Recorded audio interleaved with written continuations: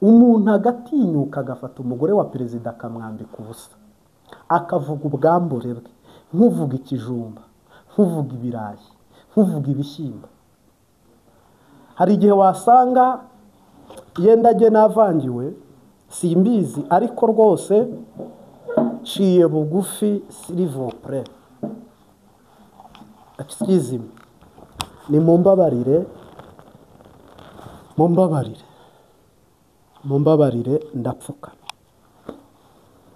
ndapfukamye vraiment. Aka ni akaga, iri ni ishyano, kandi iyi ni intambara, kandi uyu muntu ni nk'icyobo kinini ari gucukura, ni nk'ikintu arimo yagarandisa kinini. Ngira ngo ibi bintu n'amatwi yawe yabyumvise, amaso yawe akabibona umuntu ari gutukana kuri uru rwego, umuntu agatukana kuri uru rwego, umuntu agatukana kuri uru rwego. Wumva iki? Bikubwiye iki? Bigufa ese ni umuntu, ni igisimba?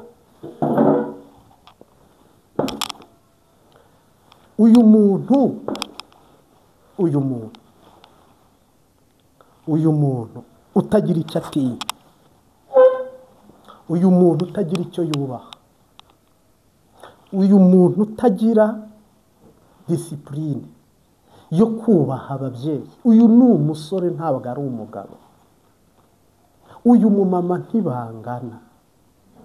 Umugore wa perezida, inzira zose byanyuramo umuntu akarinda aba perezida, kamemu byarangiye, uwo muntu bw'Imana yabyemeye ko abe perezida ari Dawidi, abe perezida ari Farawo yabaye perezida, abe perezida ari Sawuli yabaye perezida. Birababaje rero, biteye agahinda, mu buryo jyewe maze iminsi nkurikirana ibintu biri kunyura kuri izi mboga nkoranyambaga, by'umwihariko uyu mugabo cyangwa se umusore witwa Gasuku sanzwe, kandi ndazi ko na nyir'ubwite azabyumva. Reka ntangaze iri jambo nk'umuhanuzi. Si turi mu kwezi kwa kane k'umwaka w'2025, ukundi kwa kane k'umwaka w'2026, itariki nk'iyi iki kiganiro gisohokeyeho, uyu Gasuku abaye atarasaba imbabazi ngo yihane, ntabwo bizakugwa amahoro, ntabwo bizakugwa amahoro. Mbisubiremo, iyi tariki uyandika ahantu, ntabwo bizigera bikugwa amahoro, jamais.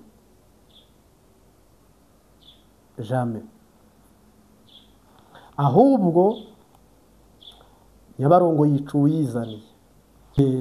Mwuka w'Imana yanzibiranyije, arambwira mu mujinya n'uburakari, vugana nanjye, arambwira ngo ngwino nkwereke urupfu, wihuta, ngwino nkwereke umuntu wiyahuye,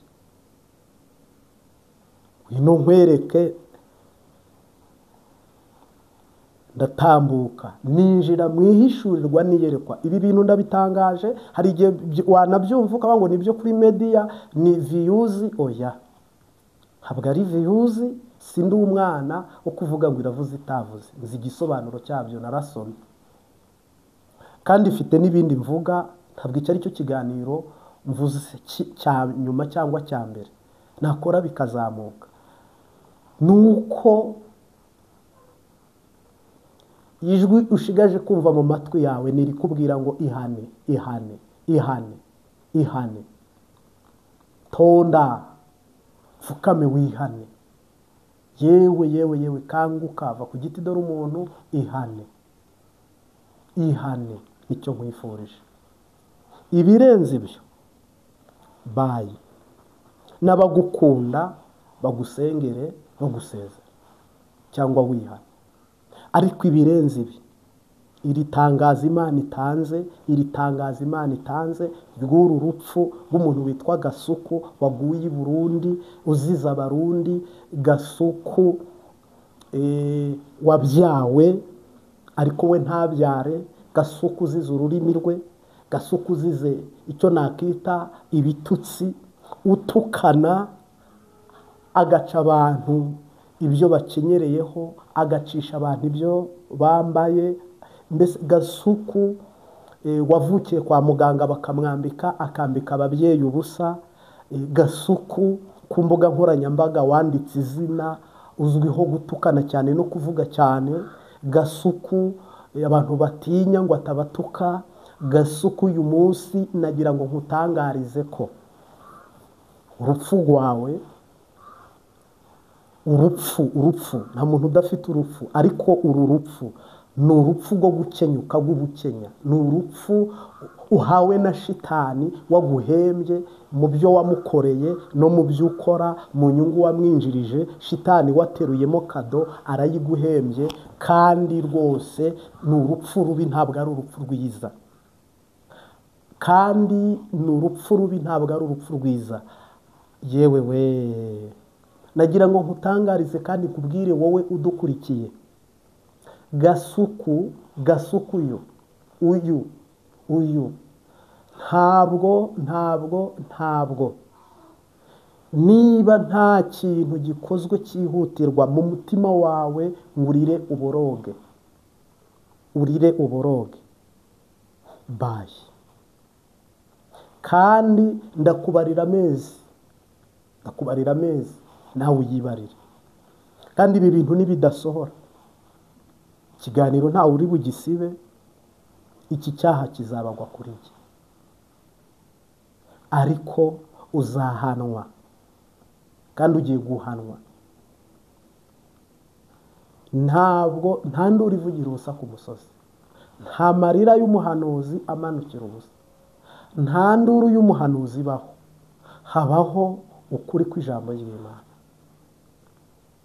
Hari igiti kiturirwa, hari kirazira, hari igitinwa. Muri ibyo bintu byose, niba nta kintu na kimwe utinya, ntacyo wubaha, ni ngombwa kumva. Shalom. Bibiliya iravuga ngo ubabaye asenge, kandi unezerewe aririmbe. Hano ngiye kuvuga urupfu rw'umuntu witwa Gasuku. Ngira ngo abantu benshi baramuzi.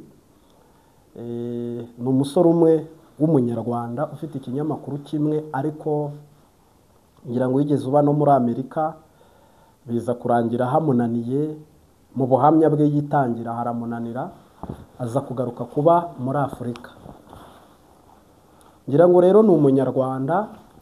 Mu by'ukuri iyi nkuru ninyivuga, wowe udukurikiye cyangwa wowe utwumva, ufite ukuri bubyumve cyangwa uri bubibone, ntabwo ari inkuru isanzwe. Ni inkuru ibabaje iteye agahinda.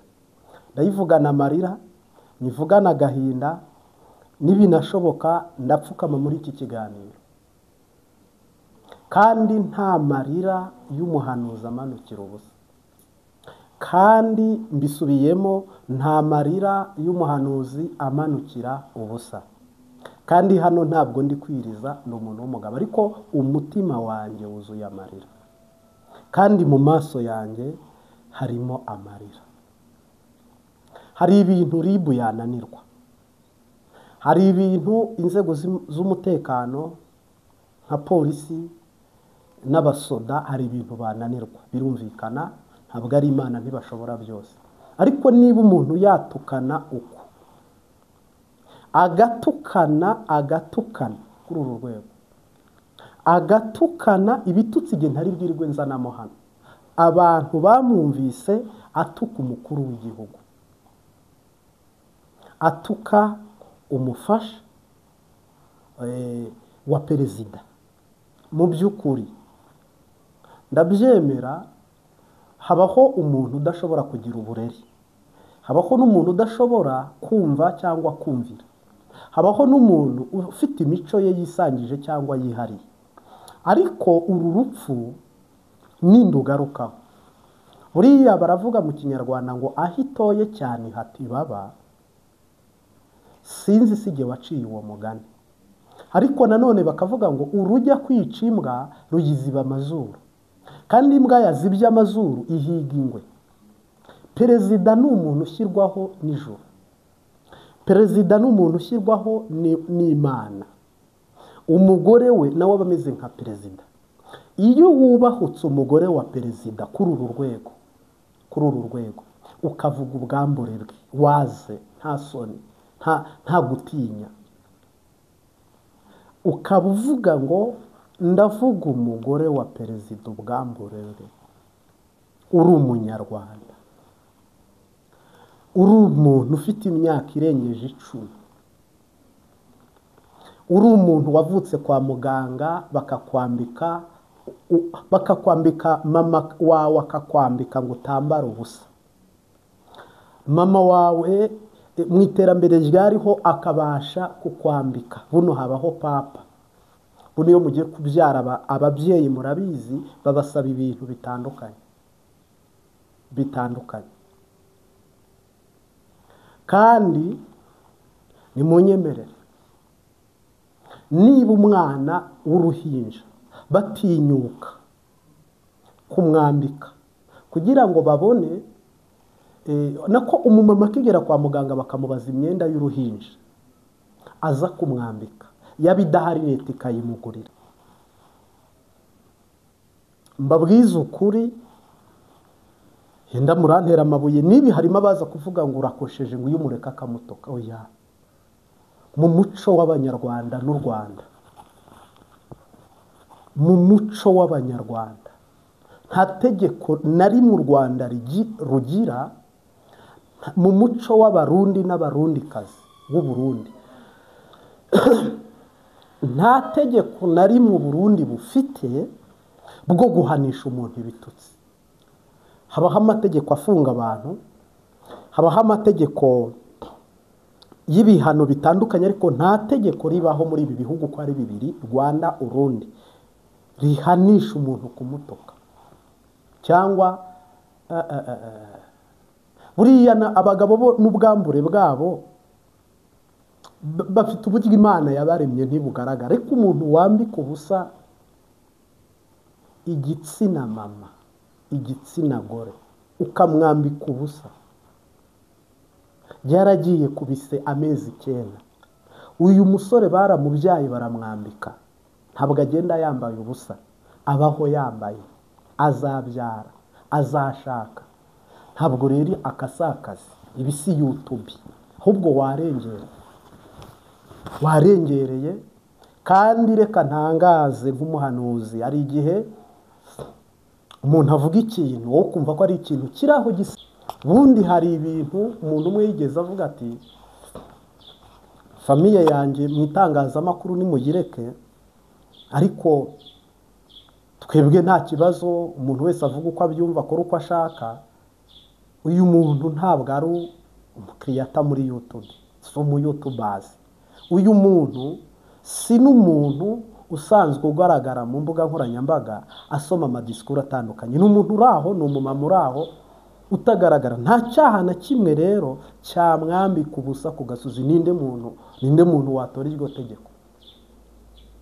Ngarutse rero muri iki kiganiro, ariko kiganiro cy'umubabaro n'agahinda, kiganiro cy'amarira n'ishavu, kiganiro n'undi muntu wese w'umubyeyi yabyumvise, mpamya ko wari uri kurya muri wowe apeti iracika, haba hari igikorwa wari uri gukora uratakaje ku mpamvu z'amagambo wumvise. Urupfu rw'umuntu witwa Gasuku ruri i Burundi, rwabereye i Burundi, kandi rusa n'urwasohoye n'urwagaragaye. Kandi nta Murundi n'umwe uzigera ubona agukozaho intoki ze, ahubwo igikenya kirikenya. Utagarukiye aho, mbikubwiye nk'umuhanuzi, nk'umungeri, evangeliste, profete, nutagarukira aho bayi.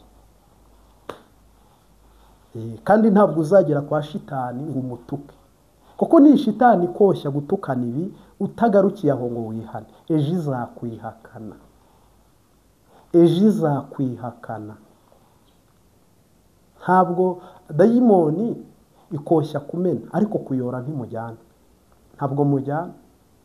Sinumva rero impamvu n'imwe umuntu mutuka ugahera ku musatsi ukageza ku nzara nta rugingo na rumwe usimbutse, ukabivuga waze, ukabivuga uko ubyumva n'uko ubishaka, uvuka mu Rwanda, uvuka aho waba uvuka hose.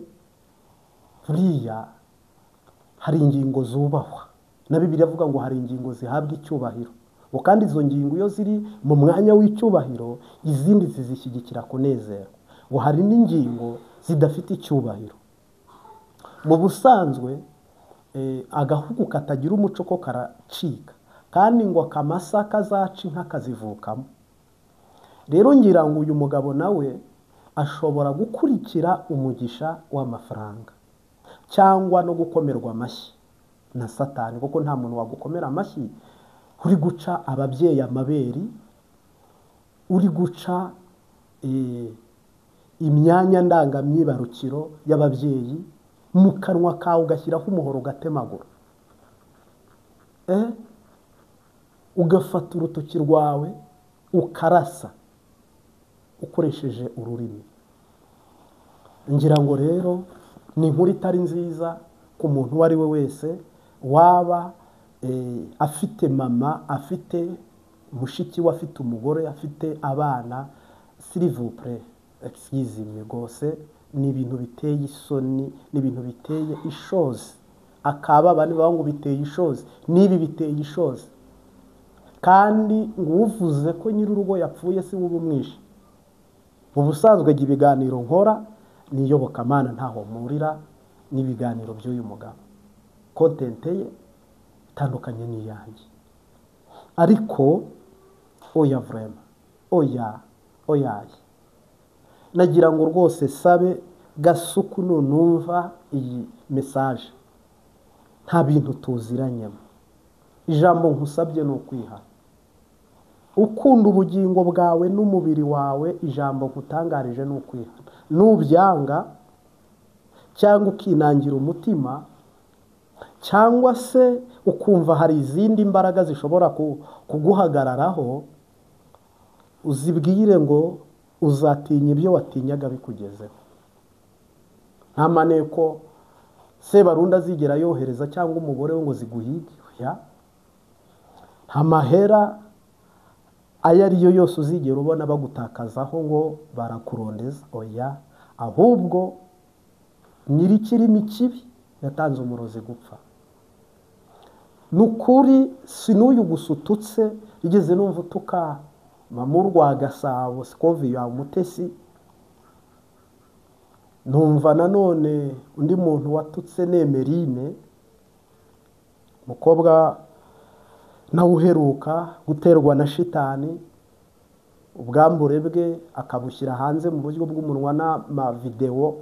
Tukiganira uragikora, ngira ngo haciyemo iminsi, ariko hano ho birenze ukwemera. Hano birenze ukwemera, hano birenze ukwemera, hano birenze igipimo. Rero hari igihe polisi ishobora kubireba ikakwihorera, hari igihe RIB ishobora kukwihorera kuko nta watanze ikirego ngo arege. Hari n'igihe n'abajyanama bawe mu nshuti zawe bashaka kugukomera amashyi koko wavuye guhembwa, mugasangira ibiharage cyangwa se mugasangira inzoga n'ibindi. Mu by'ukuri ngira ngo ibyo byose ni bya bindi bishukashuka umuntu bikakutwara akabekebeke bikakugezayo. Ngarutse hano rero ntabwo n'uyu mugore si nkominikana nawe, ariko nta nubwo tuziranye ukundi, ariko nta nubwo ngarutse hano ngo vuge ngo nizihe mpamvu zindi numvikanisha muri iki kiganiro. Ijambo ibitutsi, abantu bari gutukana ibitutsi kuri uru rwego, kuvuga kugeza ko nta kintu na gitoya usiga kumumama ijambo, nubwo yaba umugabo, nubwo yaba umwana. Nibyo bintu uri kugabura abakurikira channel yawe, ibintu bari gukosoma, nabo bazatukana, nabo bazavuga nk'uko uvuga. koko urakurikirwa. Urakurikirwa. Niba ikiganiro gifasha 40,000 abantu 40,000, ni ukuvuga ko uri gukurikirwa. Uyu munsi wa none rero byumvikane neza, jewe